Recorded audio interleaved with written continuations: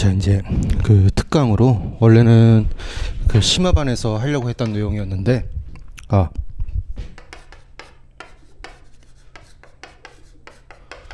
원래는 세법 심화반에다가 제가 넣어놨어요. 이거를 뭘 넣어놨냐면 국세기본법이래. 국세징수법하고 상속세 및 증여세법을 넣어놨어요.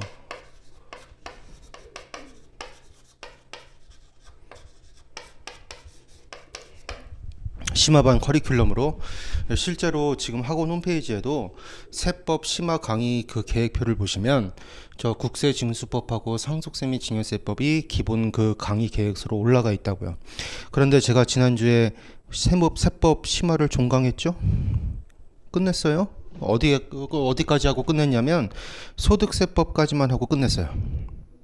중간에 마음이 바뀌어서 국세징수법하고 상속세 및 증여세법은 제가 안 하기로 했어요. 제가 지난주에 말씀드렸잖아요. 결심을 했다고. 결심을 했어요. 욕먹을 각오를 했어요. 가만히 생각해 봤어요. 우리는 시간이 없고 늘 어느 강사나 마찬가지로 선택과 집중을 해야 한다고 학생들한테 그렇게 강조를 하는데, 그러면 우리가 선택해 줘야죠. 수강생들은 선택하지 못해요. 불안해서. 챕터가 1, 2, 3, 4, 5챕터가 있다. 근데 수강생들한테 너희들이 선택과 집중을 해야 되니까 너희들이 알아서 잘 선택해서 공부할 것만 공부하고 시험장에 들어가, 이러면 만약에 3장을 안 하기로 결심했다 하더라도 그 다음 시험 전날에 안 보는 데서 시험 문제가 나올까봐 불안해서 잠을 못 자요. 이 3장을 공부한다니까요. 시험 바로 전날에. 어떡하지? 이러면서. 그럼 잠도 못 자고 불안한 마음을 가지고 시험장에 가서 컨디션도 안 좋고, 그러면 그동안 공부했던 1장, 2장, 4장, 5장도 막 다 틀리고 막 인생이 망하는 건 아니고 아무튼 그 뒤 시험을 망하는 거죠. 그래서 제가 대신 선택해 드리기로 결심한 거예요. 선택해 드리기로. 그래서 국세징수법은 난이도 면에서 일단 두 세목을 좀 판단해 보면, 난이도 면에서 볼게요.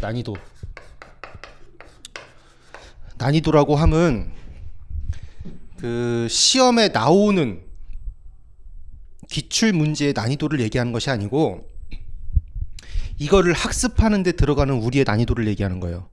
이걸 공부하는데 우리가 쉽게 공부할 수 있냐, 그렇지 못하느냐. 국세징수법은요, 한 중하 정도 돼요. 완전히 하라고도 못해요. 국세징수가 쉬운 것 같지만 어려워요. 되게 어려운 내용이에요. 국세징수법도. 그리고 전면 개정됐잖아요. 상속세 및 증여세법, 상이죠. 상. 최상.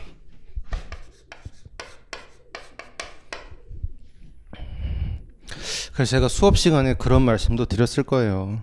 실제로 실무에서도 상속세 및 증여세법, 상증세를 하는 세무사는 그렇게 많지 않다고. 어려워서. 양도세, 상속세, 실무에서는 양대 산맥이에요. 제가 그래서 그런 말도 해드렸잖아요. 그 양도세 강의하시는 유명한 세무사님 계신데, 그분이 계시는 그 세무법인에서도 양도세 실수가 나와서 고객에게 물어줬다니까요, 돈을. 그만큼 어려워요. 근데 시험 문제에서는 쉽게 나오는데, 우리가 아무리 쉽게 나오는 문제라 하더라도 그 내용이 뭔 말인지는 알아야 그걸 풀 거 아니겠어요. 그걸 이해하는 게 어렵다고요, 상속세는. 제가 지난주에도 말씀드렸지만, 뭔 개소리야, 나는 할 수 있는데 저 새끼가 나를 감히 깔보네, 나의 실력을 뭘로 보고, 이렇게 생각하시는 분이 계시다면 하시라고요. 안 말린다고요. 근데 저는 머리가 나빠서 저는 이거 안 할 거예요. 분량 면에서 볼게요. 학습량. 자, 국세징수법, 많아요. 더럽게 많아. 상증세, 더럽게 많아요. 더럽게. 그럼 시험 문제, 가장 중요하죠. 시험 문제 몇 문제 나오냐? 출제수. 얘는 평균 2문제 정도 나와요. 평균적으로. 근데 올해 시험에는 한 문제 나왔나, 2문제 나왔나? 2문제 나왔던 것 같아. 올해도 2문제 나왔죠. 9급을 기준으로. 7급은 아직 시험을 안 봤으니까. 그런데 상증세는 9급에 안 나왔죠. 얘는 진짜 많이 나와야 한 문제예요. 그럼 이제 생각해 보시라고요. 제가 지난주에도 말씀드렸지만 이렇게 어려워 죽겠고 양도 더럽게 많은데 시험 문제 한 문제밖에 안 나온다고요. 근데 이걸 하겠다고요? 한 문제 나온다 그러면 공부를 더 열심히 해야 돼요. 아니 뭐가 나올지 모르잖아. 분량이 여기서부터 여기까지 있는데 여기서 한 문제 나온다니까. 한 문제? 그럼 뭐가 나올 줄 알아요? 뭐가. 다 공부해야지. 책을 그냥 샅샅이 다 봐야지. 샅샅이. 예? 뭐가 나올지 모르는데. 그러니까 더 어렵다고요. 그러니까 이 한 문제를 맞추겠다고 생각하면 인생이 불행해진다니까요. 이걸 틀리겠다고 마음 먹고 찍어야지. 나는 우리 신이 계시니까, 예? 우리 신께서 나를 신의 가오, 신께서 나를 돌봐주실 거야. 이렇게 생각하고 찍어야지 생각하면 마음이 편하다니까요. 찍어야지 생각하고 찍었는데 틀려봐요. 뭐 어때요? 어차피 틀릴 각오 했는데. 틀릴 각오 하고 찍었는데 맞아봐요. 얼마나 행복한지. 그렇죠? 이게 2차래. 9급 시험 같은 경우는 20문제 나오잖아요. 20문제 중에 만약에 국세징수법도 하나도 안 나오고 나왔다고 쳐. 국세징수법 2문제, 상증세 1문제 이렇게 나왔어요. 3문제는 틀리겠다고 마음 먹었어. 내가 애초에 그래서 시험 공부할 때도 이거 보지도 않았어요. 그냥 법인세, 소득세, 부가세, 국기법만 봤어요. 근데 나머지 그러면 17문제. 국기법 빼고 국징법 빼고 상증세 빼면은 다 국기법, 법인세법, 소득세법, 부가세법이잖아요. 그 17문제가 내가 얼마나 이거 안 할 시간에 이거 할 시간에 그 공부를 했으면 얼마나 잘하겠어요. 다 맞췄어. 그러면 곱하기 4점은 몇 점이에요? 벌써 몇 점이에요? 68점이자 벌써. 그렇죠? 벌써 68점이잖아요. 근데 여기서 찍어서 하나 맞춰보세요. 그러면 2점이 또 올라가잖아요. 2점이 4점이 올라가는구나. 4점이 그럼 72점 된다니까요. 이 3문제 찍었는데 그 중에 한 문제가 안 맞겠냐고요. 그러니까 또 제가 이런 말씀 드리면 이 새끼 찍었는데 3개 다 틀리면 나는 68점밖에 못 받는데 그럴 순 없지. 난 다 공부할 거야. 그렇게 생각할 수도 있는데요. 그럼 하시라고요. 안 말린다고요. 근데 저는 저 같으면요. 그냥 신앙심을 갖고 그냥 잘 찍겠어요. 그냥.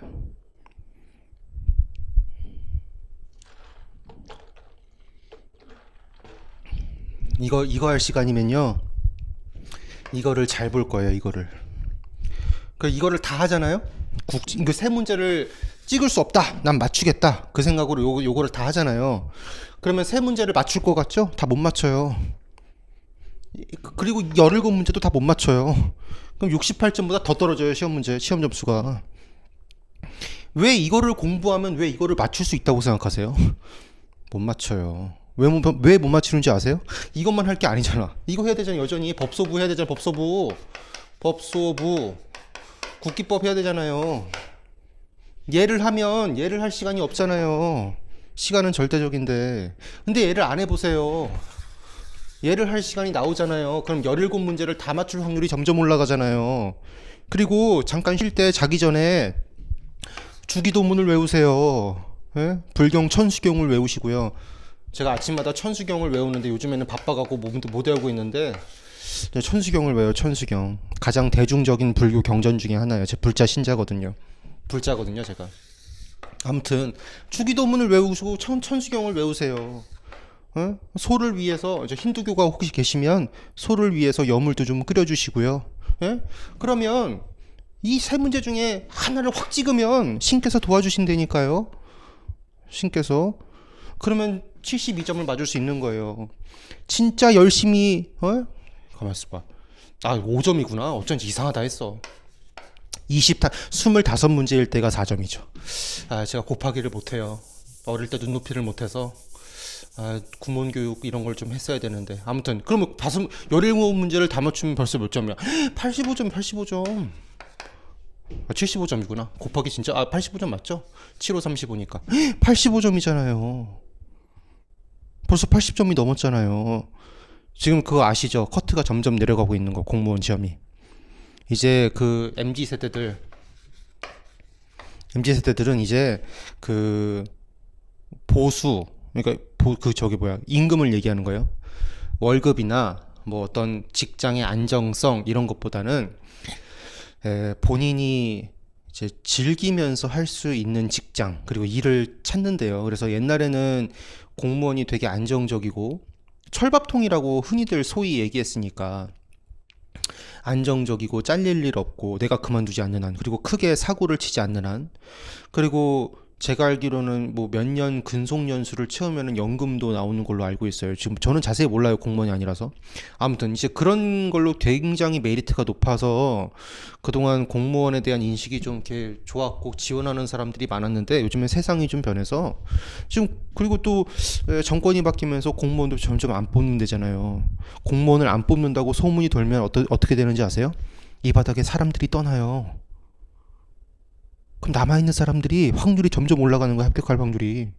게다가 제가 어제 그 청첩장 주느라 학교 후배를 만났는데 걔가 세무공무원 출신이에요. 지금은 세무공무원 여잔데 공구학번이에요, 공구학번. 지금은 그 휴직계 쓰고 법무직 공무원, 법무직이 아니지, 법원직 공무원 준비하고 있어요. 얘가 이제 세무공무원으로 지금 가만있어. 공구학번이 몇 살이야? 벌써 32살이네. 32살? 33살. 10학번이구나. 10학번. 32살.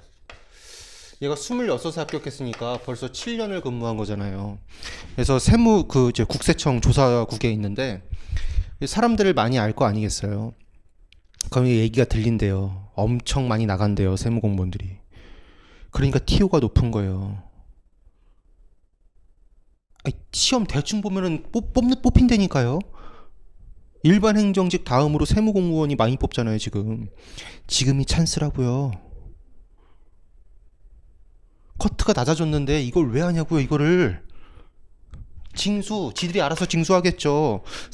우리 상속 받을 거 없잖아요. 우리 다 가난한 서민들이잖아요, 우리 다. 상속 받을 것도 없고, 징여받을 것도 없잖아요.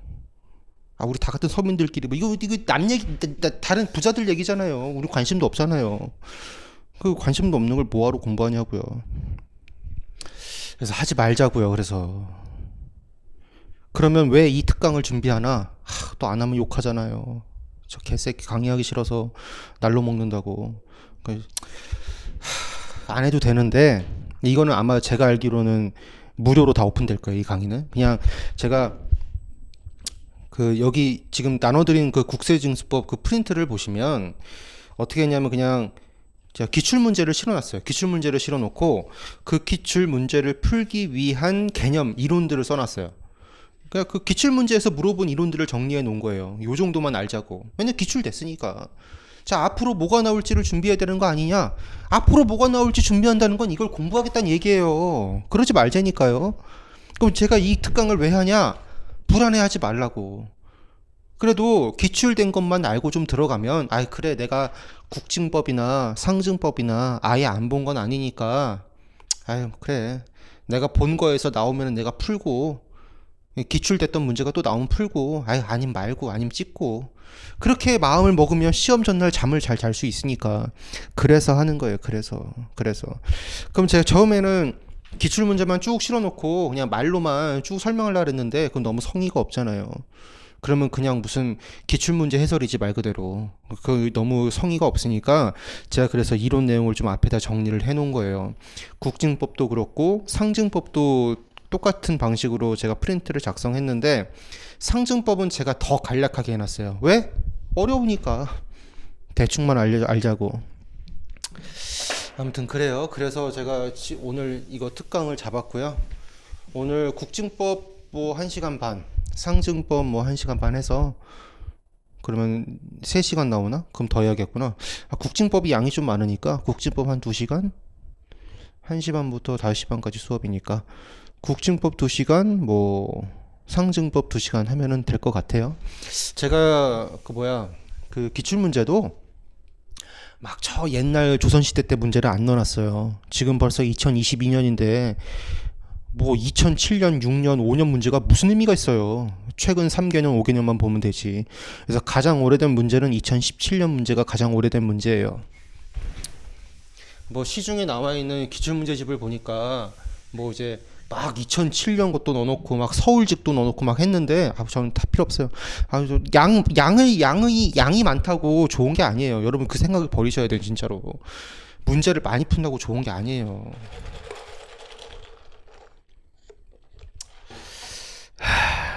사상을 바꿔야 되는데. 자, 아무튼 그래서 국세징수법을 보시면 제가 처음에 그러니까 챕터별로 구분을 해놓긴 했어요. 제1장 총칙 해놓고 관련 이론 써놓고 그 이론 관련된 기출문제를 바로 아래다가 배치를 해놨어요. 이제 한 장, 두 장 넘겨보시면 다 그런 식으로 돼 있으니까. 그 2장 같은 경우에는 그 문제들이 어떠한 하나의 개념만 물어보는 문제도 있지만 두 개의 개념을 동시에 물어보는 것도 많아서 그 이론 내용 바로 밑에다가 매칭은 못 시켰어요. 그래서 문제를 처음에는 매칭 시키려고 했는데 제가 짜증이 나서 못 하겠어요. 그래서 그냥 문제를 한 군데다 다 몰아놨어요. 그리고 19쪽에 오시면 제 4장의 보칙이라고 있는데 말 그대로 보칙은 그냥 보충적인 내용이에요. 근데 국세징수법은 우리가 좀 이따가 확인을 해보겠지만 보칙에서 문제가 많이 나요. 왜냐하면 보칙의 주제들이 딱딱딱딱 끊어지는 독립된 주제들이어서 문제 내기 좋거든요. 그래서 실제로 기출이 많이 됐어요. 많이 됐고 많이 됐지만 물어보는 게 막 겹쳐갖고 2009년 문제까지만 제가 실어놨어요. 자, 아무튼 그래요. 아무튼 그렇고 1장부터 보죠. 1장부터